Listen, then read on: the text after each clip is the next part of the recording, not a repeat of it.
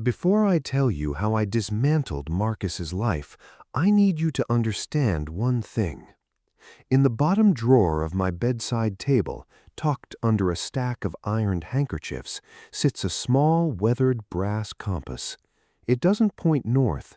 It points toward a specific set of coordinates in the North 40, a spot where the soil looks like any other dirt, but holds a secret that cost a land developer his career in 1994.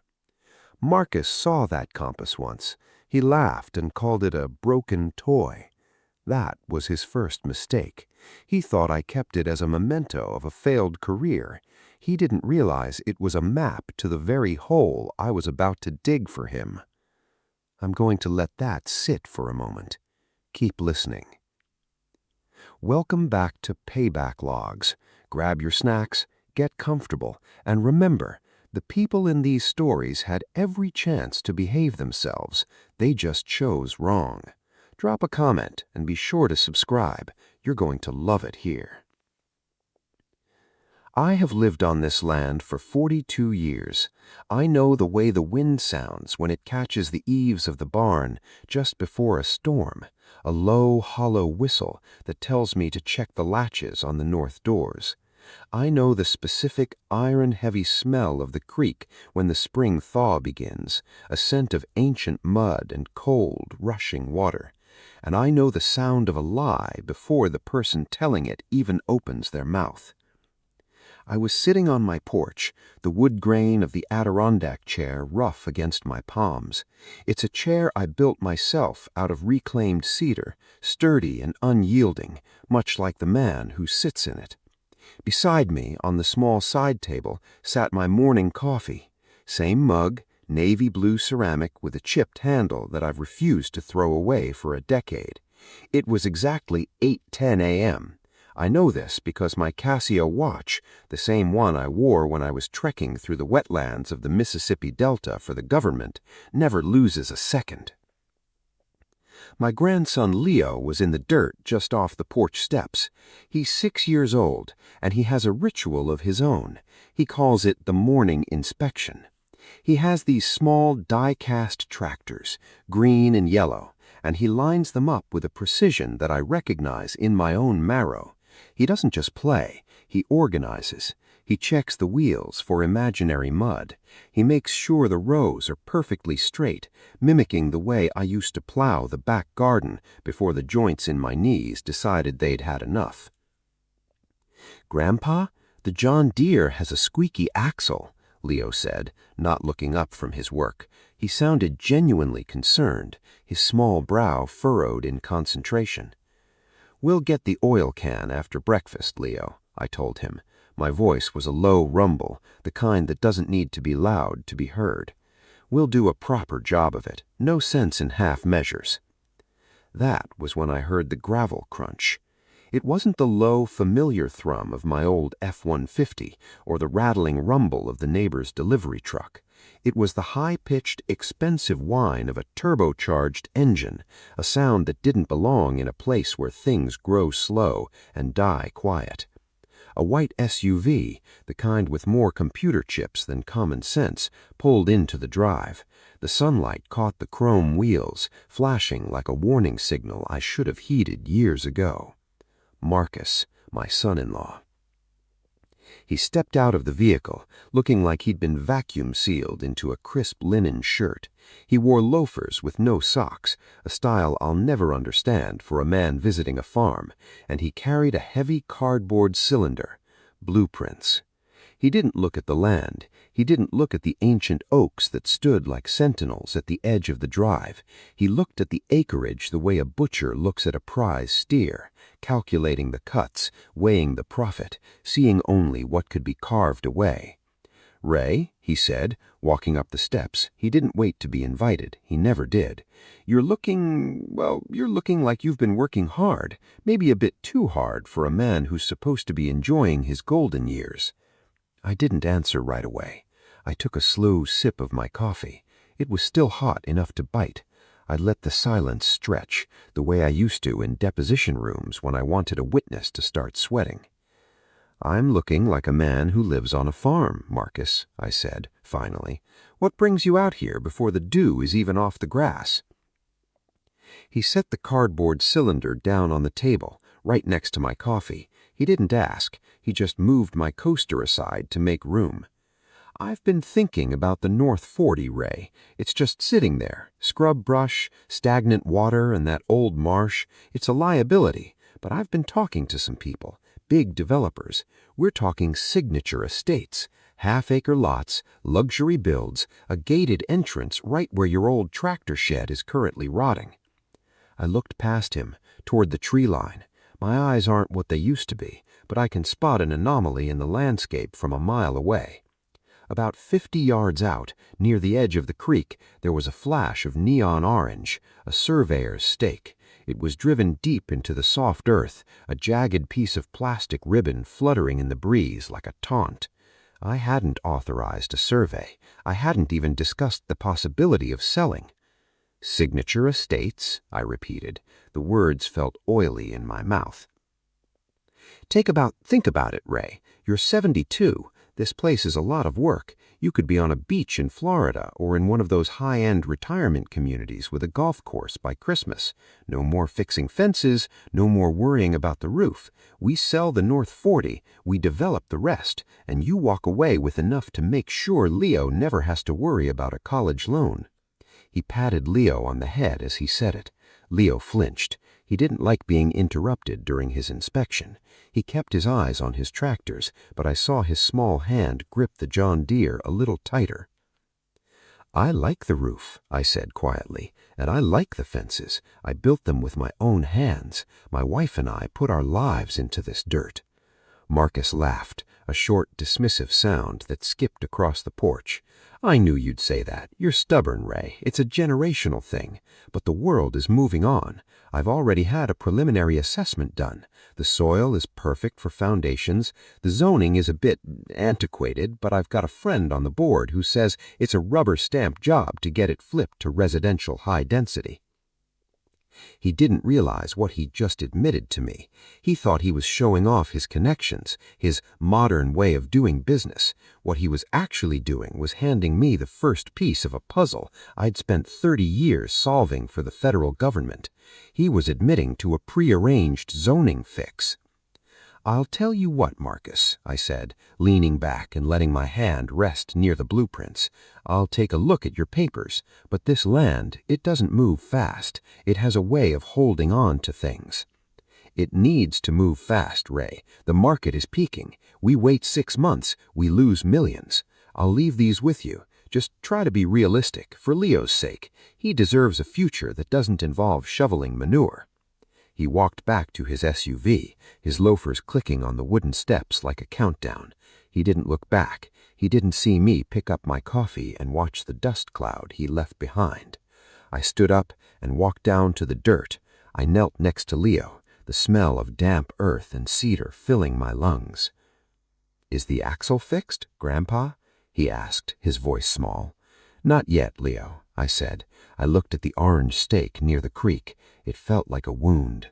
Marcus thought I was just a tired old man who liked his porch. He'd forgotten that before I retired, I was the senior regional director for the EPA. I spent 30 years looking at things people tried to hide in the dirt, and I knew how to bury things much deeper than a surveyor's stake. I closed the folder. I made coffee. I waited. The following week was a study in manufactured concern. Marcus didn't just call, he started showing up with guests. It was a coordinated effort, a slow drip campaign designed to make me feel like the floor was rotting beneath my feet. He arrived on Tuesday with a man named Holloway. Holloway was a land use consultant with skin the color of a fake tan and a suit that cost more than my first 3 trucks combined. He carried a leather portfolio like a shield. They sat in my living room, and they did something that people like Marcus do when they think you've become an obstacle. They spoke about me in the third person, as if I were a ghost haunting my own armchair. Ray's having a hard time keeping up with the property taxes, I think, Marcus said to Holloway, loud enough for me to hear from the kitchen where I was brewing a fresh pot. The utility bill is going to start piling up. It's a lot for a man his age to track. He's getting forgetful. I found a utility bill on the counter yesterday that was 3 weeks past due. I stood at the sink, my hand steady as I poured the water. I wasn't forgetful. The utility bill he was talking about was a duplicate statement I'd kept for my records. The original had been paid via a physical check with a tracking number 14 days prior. I had the receipt filed under U in my oak cabinet. But I didn't walk in there and correct him. I wanted to see the shape of the lie he was building. "It's common," Holloway replied, his voice smooth as oil on glass.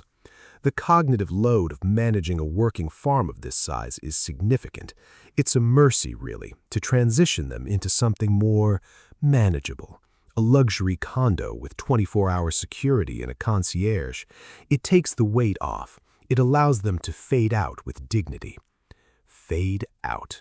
They were already writing my obituary while I was still standing in the kitchen. They were trying to build a narrative. In my 30 years at the EPA, we had a term for this, establishing the record. They were laying the groundwork to suggest I was no longer capable of managing my affairs. If they could prove I was incompetent, the partnership agreement Marcus had been pushing me to sign wouldn't just be a suggestion, it would be a legal necessity for my protection. "I'm right here, Marcus." I walked into the room. I didn't sit down. I stood by the fireplace, my hands behind my back. I wore my old Casio, the light catching the digital face. 8:14 a.m.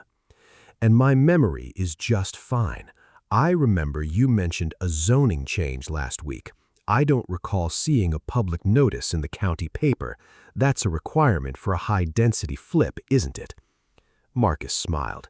It was a thin, brittle thing. "Things move differently now, Marcus. It's all digital. The paper is for yesterday's news. Don't you worry about the red tape. I'm handling the heavy lifting. That's what family is for." He was slicker than a wet road in a freeze. Over the next few days, he began helping in ways that felt more like a siege. He'd move things, my keys, my spectacles, my ledger, and then find them for me with a sympathetic sigh.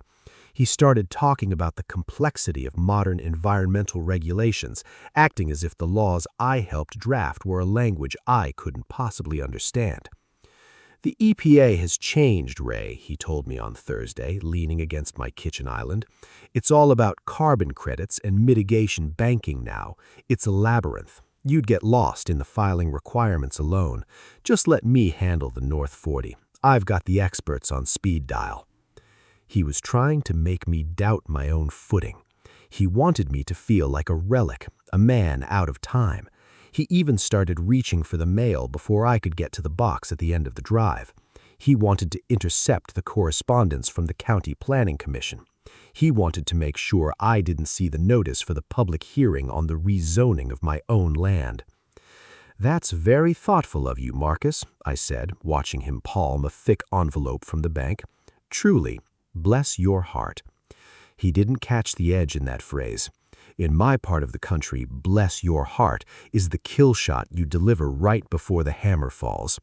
He just grinned and patted his pocket. He thought he'd successfully painted me as a man who was slowly losing his grip, a man who needed to be saved from his own legacy. But I wasn't losing anything. I was observing. I was filing away every dismissive comment, every manufactured mercy, and every lie about my health. I was building a case, just like I had against the chemical plants on the Ohio River back in '88. You don't strike when you're angry. You strike when the documentation is undeniable. He thought he was gaslighting a tired old man. He didn't realize he was providing a deposition to a man who had spent 30 years putting people like him behind federal glass. I let him keep the envelope. I knew what was in it anyway. I'd already printed the digital copies at the library in town 2 days ago. Marcus thought he was the only one with a computer. He forgot that I'm the one who taught him how to use his first one. I went back to the porch. I watched the sun dip towards the North 40. The shadows were getting longer, and Marcus was right about one thing. The world is a labyrinth. He just didn't realize that I was the one who designed the maze he was currently walking into. If you've made it this far, do us one quick favor. Subscribe. A lot of people watch without ever doing it, but it costs you nothing and means everything to us. Thank you, genuinely.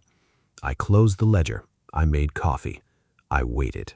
That night, after the house was quiet and the cooling wood of the farmhouse creaked in the dark like the hull of an old ship, I went out to the barn. I didn't turn on the overhead lights. I didn't want the harsh glare to disturb the silence. I just wanted to feel the space. I walked to the back, to the corner where the old workbench sits. I ran my hand over the scarred oak surface. It's pitted with saw marks and stained with oil, but the wood is still solid as iron. Martha had helped me sand this down 40 years ago.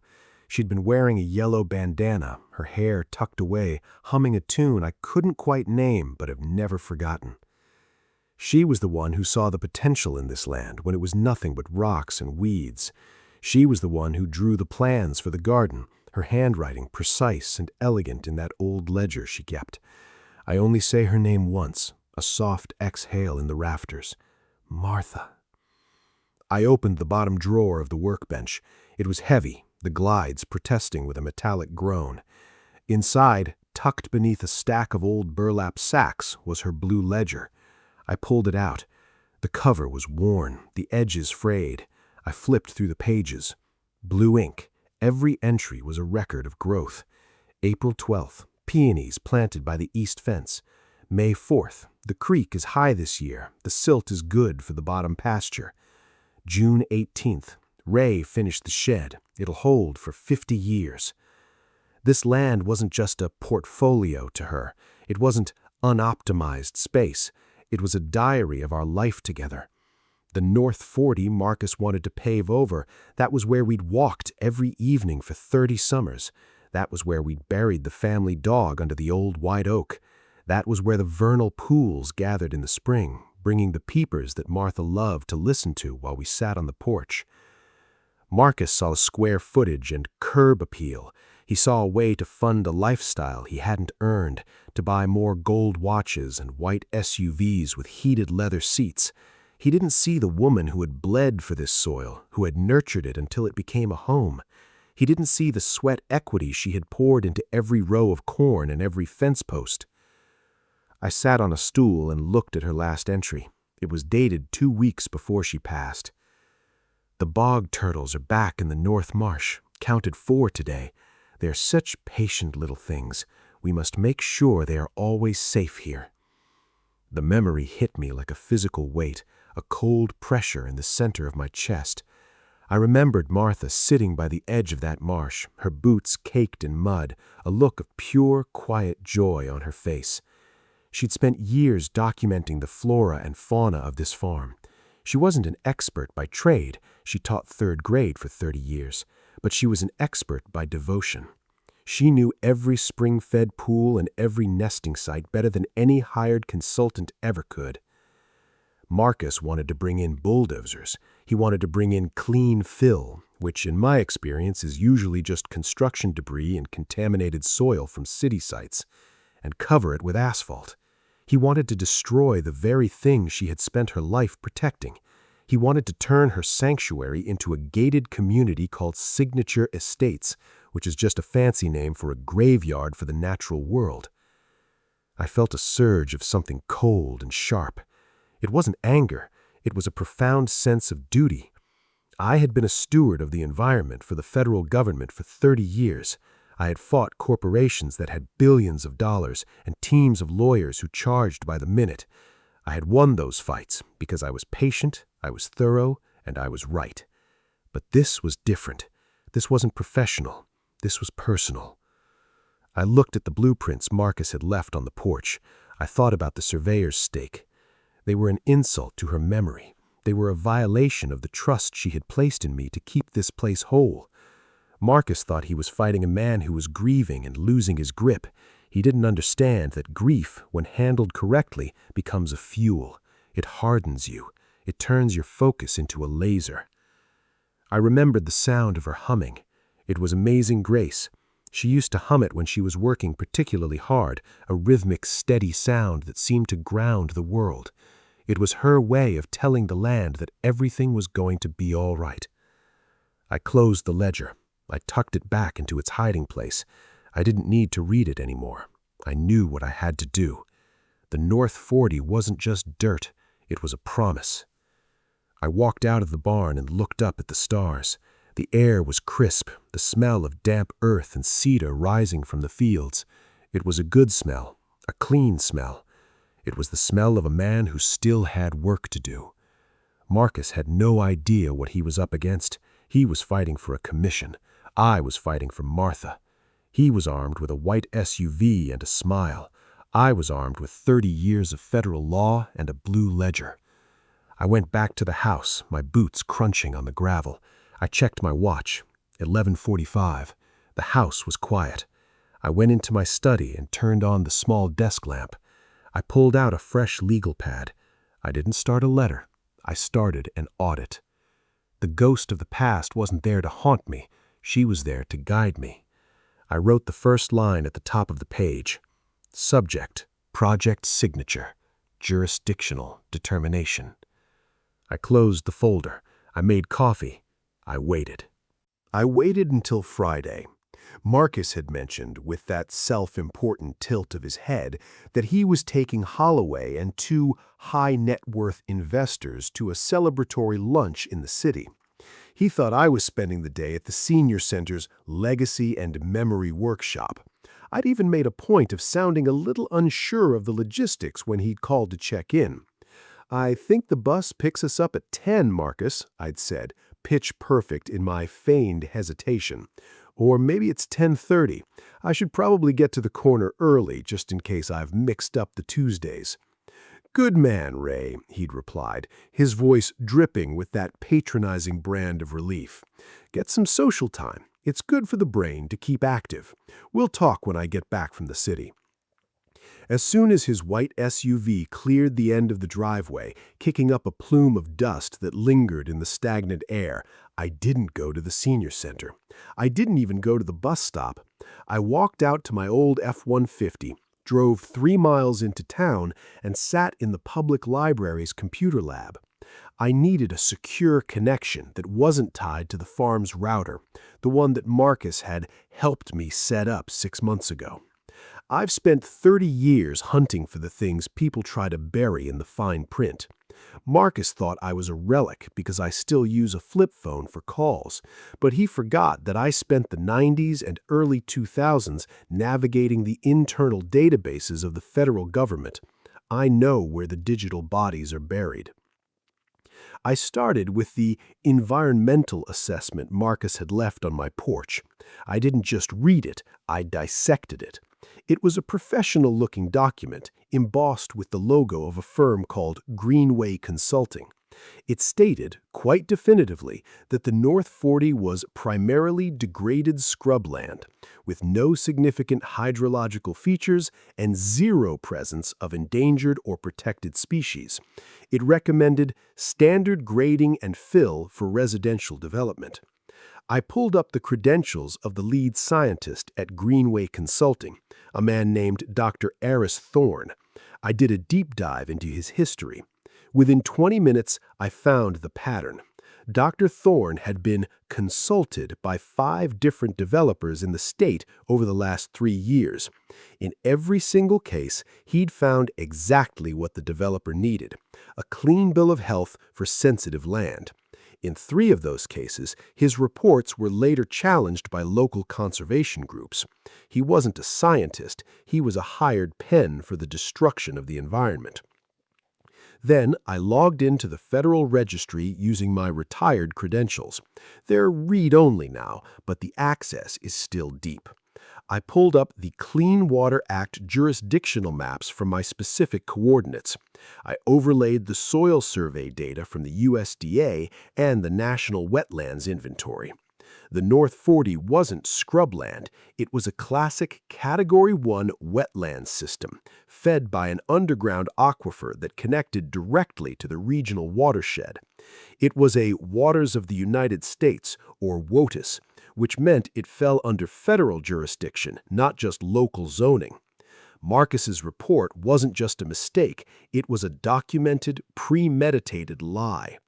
Under 33 U.S.C. Section 1319, discharging fill material into a protected waterway without a Section 404 permit, which he clearly didn't have, carries a fine of up to $37,500 per day per violation. And that was just the civil side. But I wasn't done. I'm a forensic auditor by training.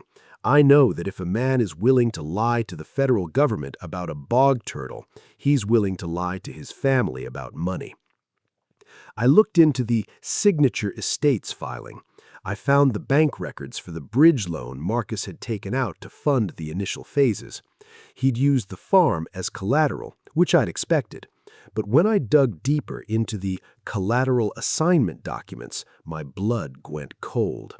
Marcus had listed a secondary asset to secure the $1.2 million line of credit, the Leo M. Thornton Educational Trust. That trust was Martha's legacy. She'd saved every penny of her teacher's pension, every dividend from the small stocks her father had left her, and we'd put it all away until he turned 18. It was supposed to be untouchable until he turned 18, but there it was, listed as backup collateral. I zoomed in on the digital signature for the co-signer's consent form. It was my signature. It looked like my signature, but the R was too fluid. The Y didn't have the slight hitch I've developed from the arthritis in my thumb. He'd lifted it from an old birthday card or a check I'd signed for the boys' school clothes. He hadn't just lied to me, he had forged my name to gamble with his own son's future. He was using the boys' college fund to pay for the asphalt that would pave over the boys' inheritance. I felt a cold, surgical precision take over my mind. The grief for Martha, the frustration with Marcus, it all crystallized into a hard, sharp diamond of intent. In my line of work, we call this the audit trail of no return. Once you see it, you can't unsee it. And once you document it, you have a legal and moral obligation to act. I spent the next 4 hours downloading. I downloaded the forged environmental report. I downloaded the USDA soil maps that contradicted it. I downloaded the bank records of the payments Marcus had made to a member of the county zoning board. 5 payments of $2,500 each labeled as marketing strategy. In the state of Virginia, that's a bribe, plain and simple. I used the library scanner to digitize Martha's ledger entries about the bog turtles, the ones dated and signed by her, showing a 30-year history of the species on this land. It was citizen science that would stand up in any federal court. Marcus thought I was a man who couldn't navigate a labyrinth. He didn't realize that I was the one who helped write the map for the maze he was currently walking through. He thought he was playing a local game of who you know. He had no idea that he had just stepped into a federal arena where the rules are written in iron and the referees don't take bribes. I closed the browser. I wiped the cache. I walked out of the library and sat in my truck for a long time, watching the people of the town go about their business. They didn't know that a war was starting 3 miles away. I drove back to the farm. I didn't make coffee this time. I went straight to the barn, pulled out my old leather briefcase, and started a new folder.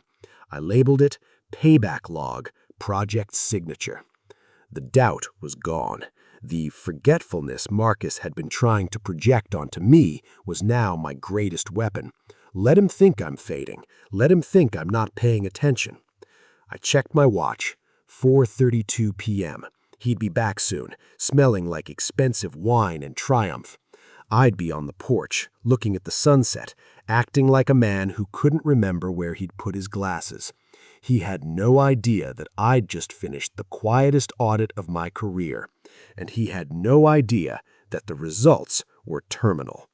I closed the folder, I made coffee, I waited.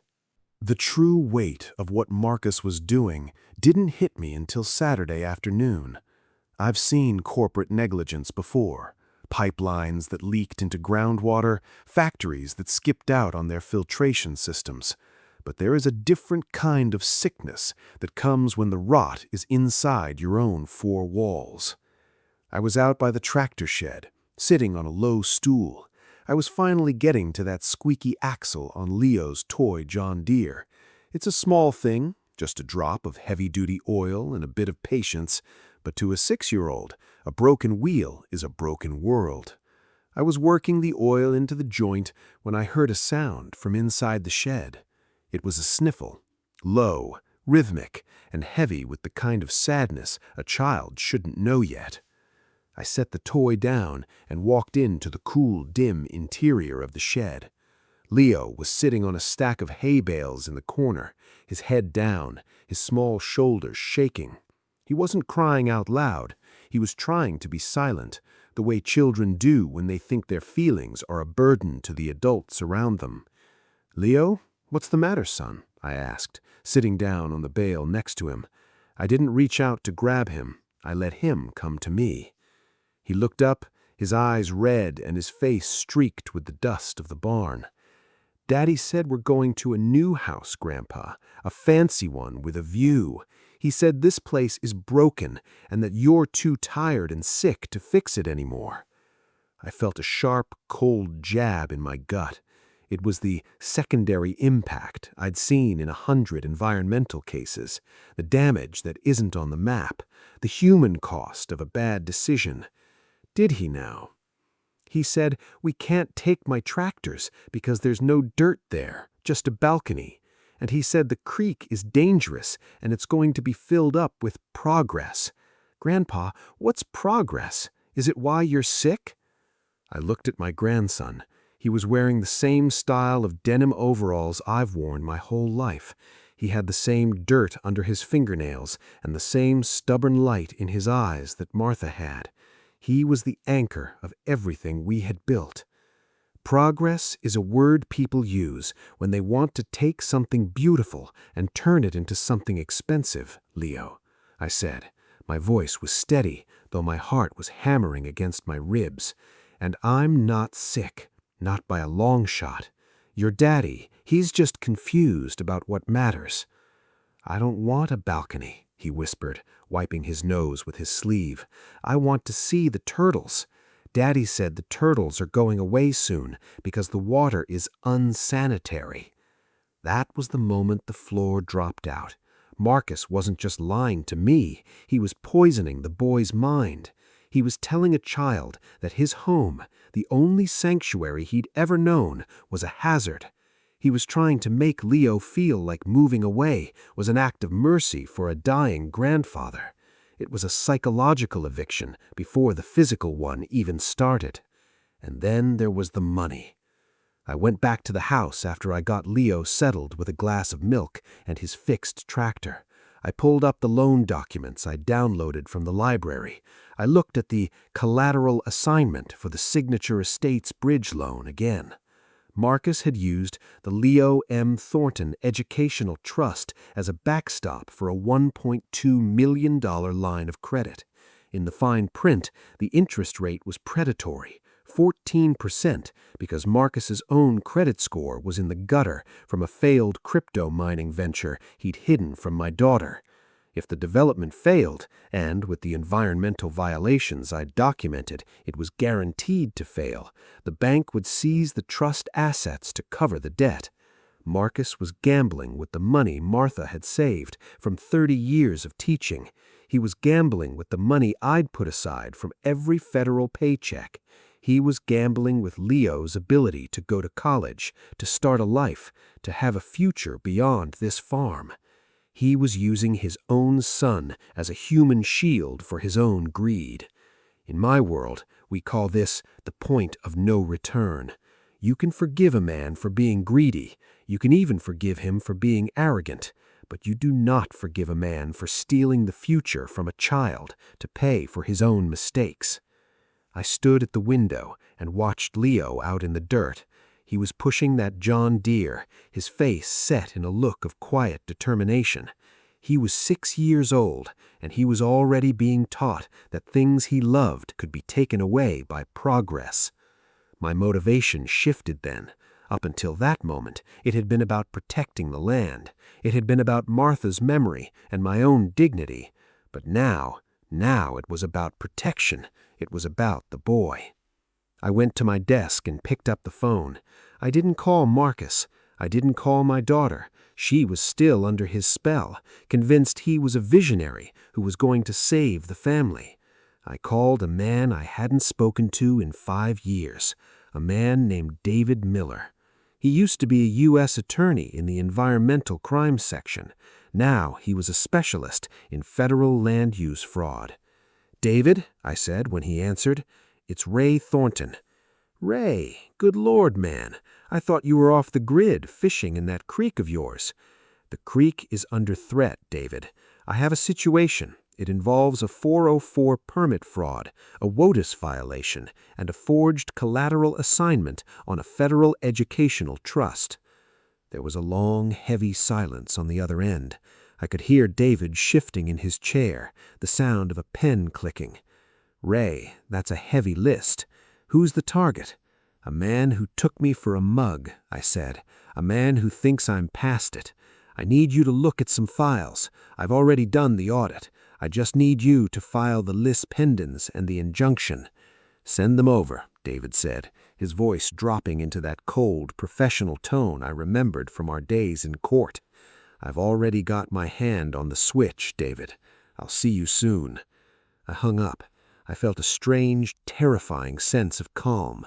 The fury was there, but it had been processed. It was a tool now, a weapon.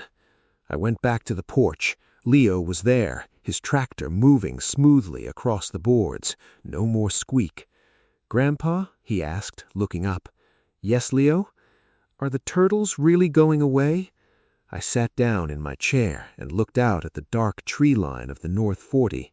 I thought about the files in my briefcase and the man on the other end of the phone. "No, Leo, the turtles aren't going anywhere, but I think someone else might be."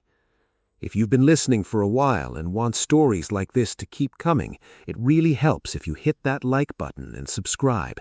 97% of people never do, but it's what keeps this whole thing running. Thank you, for real. The trap I built from Marcus had 4 distinct layers. I call it the regulatory box. In my years at the EPA, I saw many men try to climb out of one. Most of them only succeeded in pulling the lid down tighter. The beauty of a regulatory trap is that you don't have to push the antagonist into it. You simply build it around them while they're too busy looking at the ceiling. Layer 1. The bait.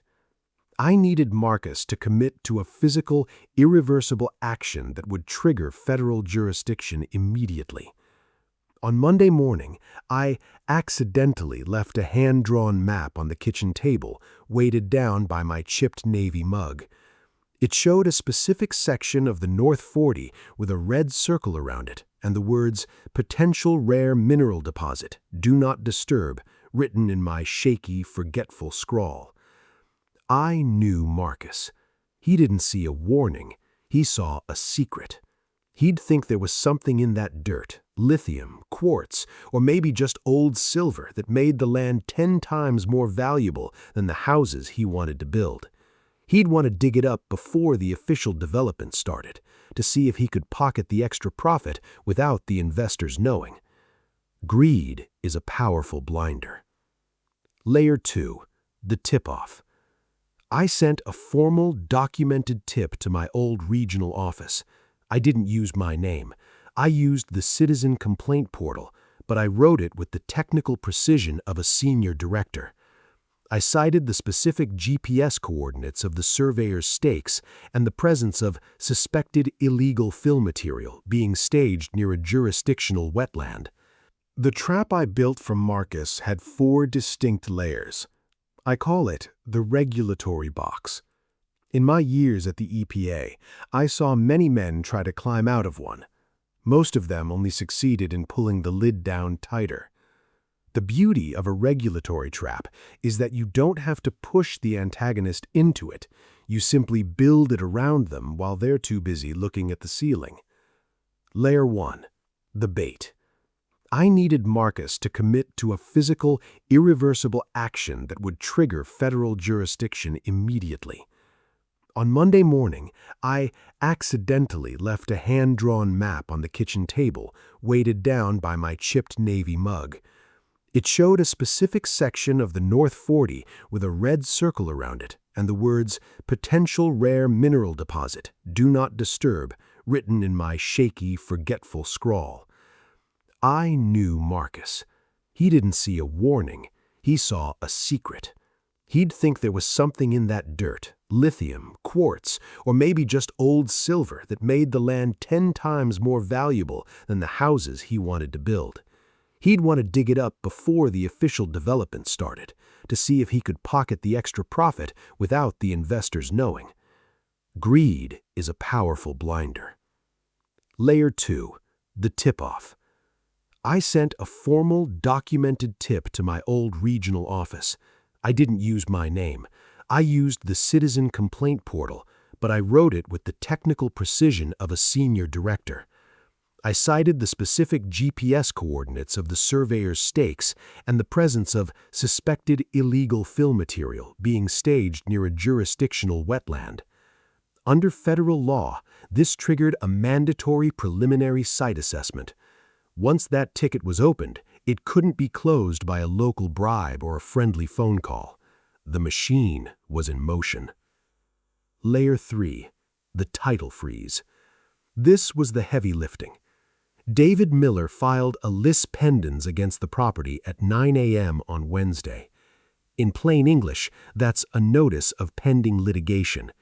It's a legal red flag that attaches to the property deed. It tells the world, and more importantly, the banks, that the ownership and use of this land are currently under legal dispute. The moment that lis pendens hit the county digital records, Marcus's bridge loan became toxic. Banks are like deer. They bolt at the first scent of a federal legal cloud.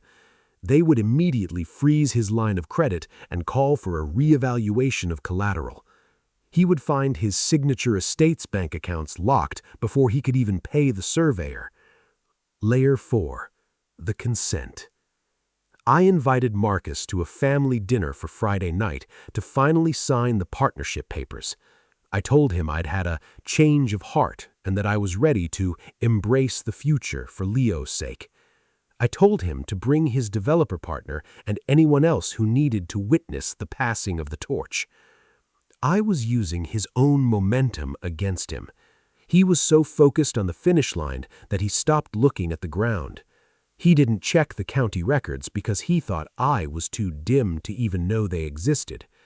He didn't know that the mineral deposit area I'd marked was actually the primary nesting site for the bog turtles, the most ecologically sensitive and federally protected spot on the entire 400 acres.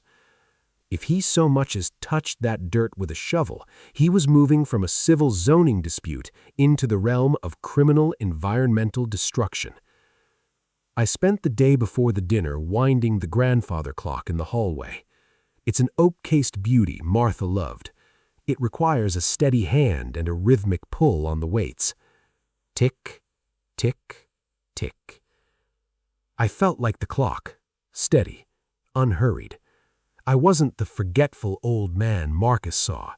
I was the senior regional director again, conducting a final field operation. I prepared the dinner myself. Roast chicken, garlic mashed potatoes, and the good china, the sets Martha only brought out when someone was getting married or buried. I wanted it to look perfect. I wanted Marcus to feel like he was the smartest man in the county.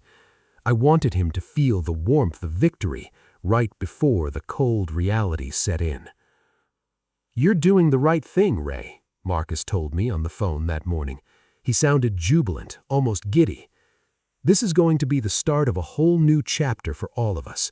I've even looked at some brochures for that sun-kissed living community in Florida for you." "I believe you're right, Marcus," I said, my voice as smooth as the creek stones. "It's definitely going to be a new chapter. I'll see you at 7. I hung up and looked at the file on my desk. The lis pendens had been officially recorded. The EPA inspectors were scheduled to arrive at the North 40 at 6 p.m., just as Marcus would be pulling into the drive, thinking he was coming to collect his prize. He had 3 hours of being a millionaire left. He did not know that. I checked my watch. I checked the temperature of the oven. I straightened in the blue ledger on the sideboard. The trap was set. The bait was taken. The lid was ready to close. The table was set for 6. I had used the white linen cloth Martha kept for occasions of weight, and the silver was polished until I could see the hard, flat line of my own reflection in the spoons. The smell of roasting chicken and rosemary filled the house, a domestic mask for the surgical strike that was about to occur. Marcus arrived first, radiating a kind of frenetic, jagged energy. He was accompanied by Holloway, the consultant, and a man named Sterling. I recognized Sterling from the local news.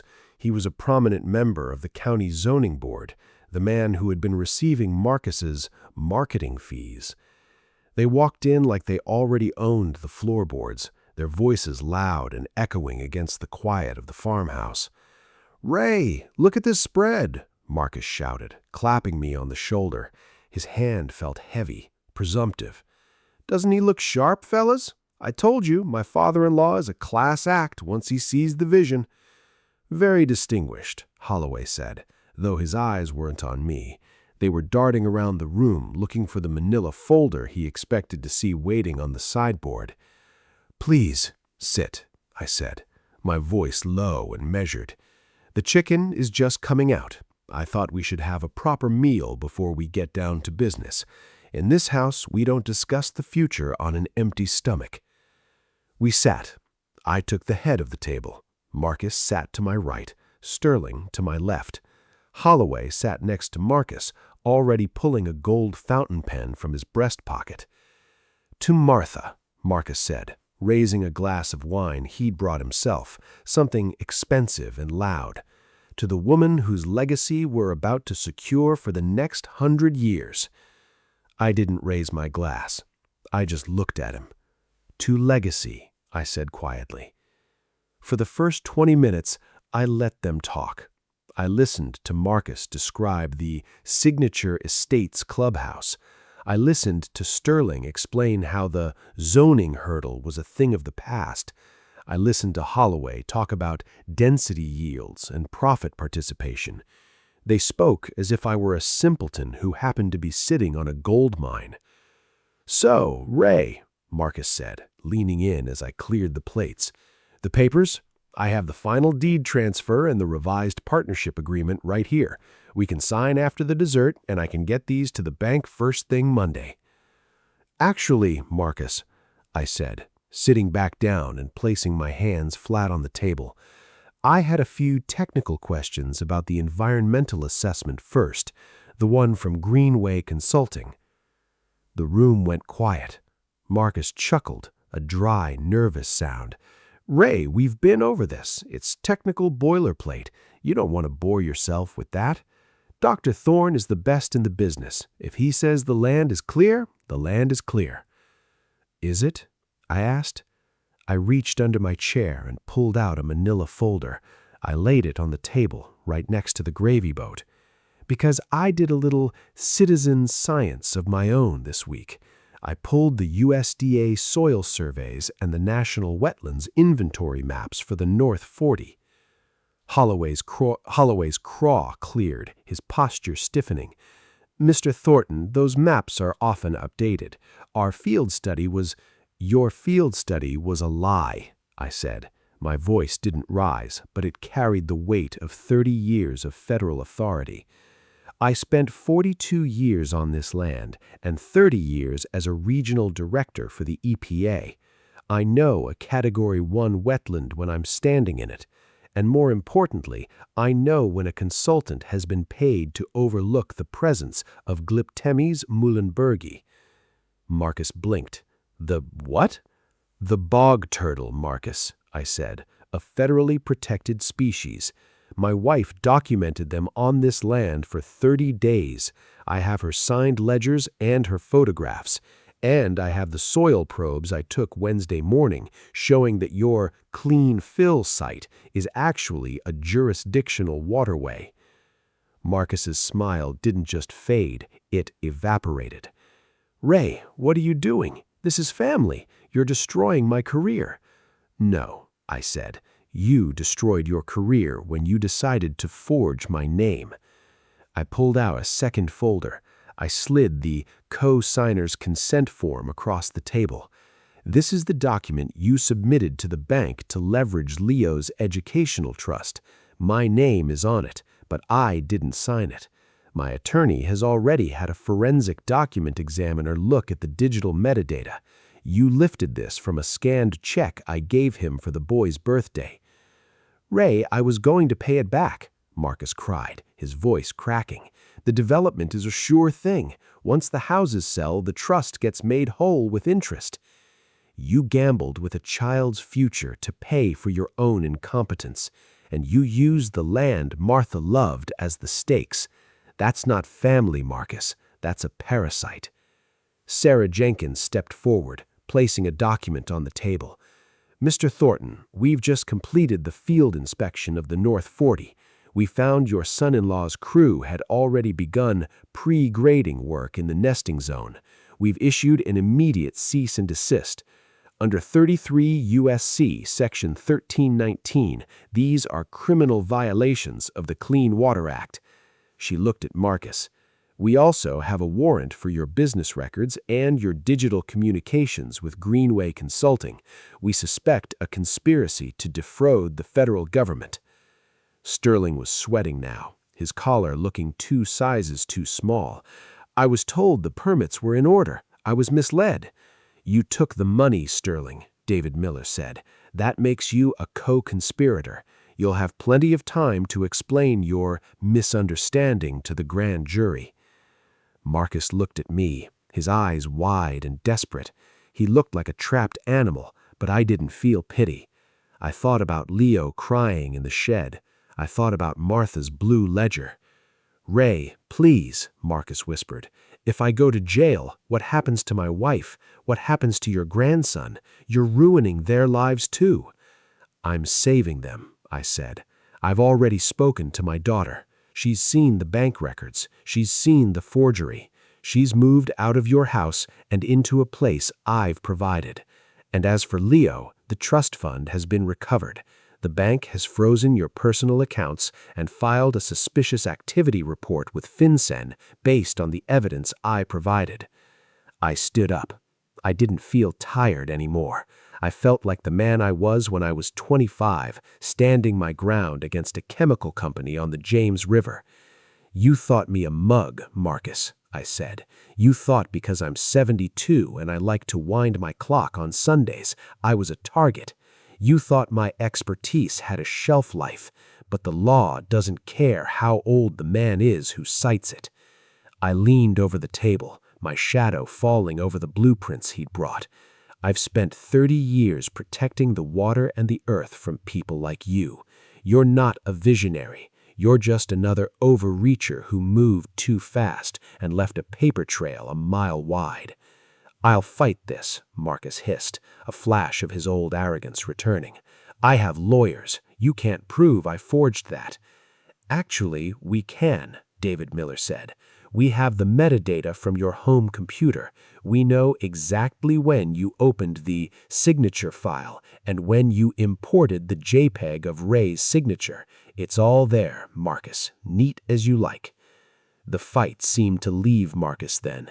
He slumped back into the chair, his expensive linen shirt wrinkled and stained with sweat.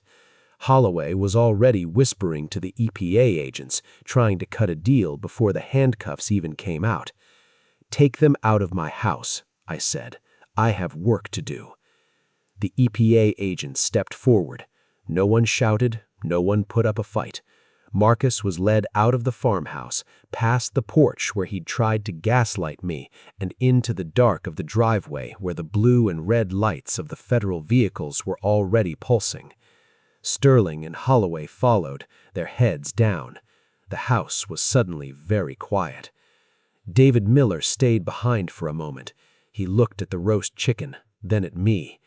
"You didn't even raise your voice, Ray." "I didn't need to. The facts are loud enough." "What now?"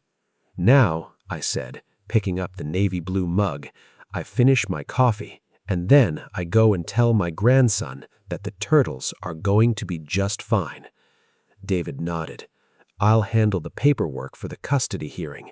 You just take care of the boy." He walked out, leaving me alone in the dining room. I looked at the silver, the china, and the empty chairs. The trap had closed. The North 40 was silent. I sat down. I checked my Casio. 8:45 p.m. He had 3 hours of being a millionaire. He came a cropper in 2. 6 months have passed since that dinner. The farmhouse is quiet again, but it's a different kind of silence. It's the sound of a house that's been cleared of a fever.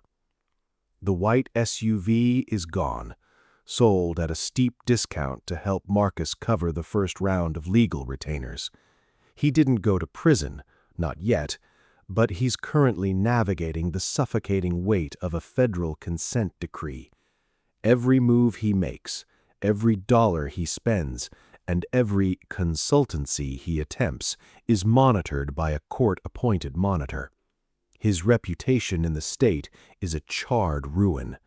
The high-net-worth investors he was courting turned out to be the state's star witnesses once they realized they'd been sold a fraudulent development based on forged environmental data. Sterling, the zoning official, resigned in disgrace 3 days after the reckoning. He's facing a 10-year ban from public office and a heavy fine for his part in the marketing fees scheme. Holloway, true to his nature, flipped on everyone to save his own skin, but his career as a consultant is finished. In this business, once you're marked as toxic by the EPA, no one will touch you. The Signature Estates sign at the end of the road was torn down by a crew from the county last month. In its place stands a small, dignified wooden placard, the Martha Thornton Permanent Conservation Easement. The North 40 is officially off the market, forever. I worked with David Miller to place the land into a land trust that prevents any future development. The vernal pools are currently teeming with life. The bog turtles, those patient little things Martha loved so much, are waking up from their winter sleep in the soft mud of the marshes, undisturbed by the roar of bulldozers that never came. My daughter is living in the guest cottage now. It's been a hard road for her, seeing the man she loved for who he really was, a man who would sell his son's future for a gold watch. But she's strong. She has Martha's eyes. She started working at the local library, and every evening she sits on the porch with me and we watch the sunset without speaking. We're relearning how to be a family. And then there's Leo. He's out in the dirt right now, just off the porch steps. He's got his green and yellow tractors lined up in a perfect row. The squeak in the John Deere's axle is long gone, replaced by a smooth, silent glide. He's not crying anymore. He's not worried about balconies or progress. "Grandpa," he shouted just a moment ago, pointing toward the tree line. "I saw one, a big one by the creek." "I know, Leo," I said, leaning back in my Adirondack chair. I checked my Casio watch, 8:10 a.m., the time of the morning inspection. I've regained custody of the educational trust. Every penny Martha saved is back where it belongs, protected by a new set of legal locks that even a man like Marcus couldn't pick. It'll be there for Leo when he's ready to go out and make his own mark on the world. I reached into the side drawer of the table and pulled out that old brass compass. I held it in my palm, feeling the weight of it. It doesn't point north, but it reminded me of where I've been and what I've saved. I've spent my life protecting the earth from the greedy, and it turns out my final mission was the most important one of all. The land doesn't belong to us. We belong to the land. We're just the stewards, the people who keep the fences mended and the water clean until the next generation is ready to take the tools. I stood up, the wood of the porch groaning slightly under my weight. I picked up my navy blue mug, the one with the chipped handle that still holds heat better than anything else I own. The air was crisp, smelling of damp cedar and new growth. It's a good smell, a clean smell. I walked down the steps and knelt in the dirt next to my grandson. I didn't say anything about the past. I didn't mention the white SUV or the blueprints. I just looked at his tractors and nodded. "The rows look straight, Leo," I said. "You've done a proper job of it." He smiled at me, a real smile, the kind that reaches the eyes. I put the tools away. I made coffee. I stayed.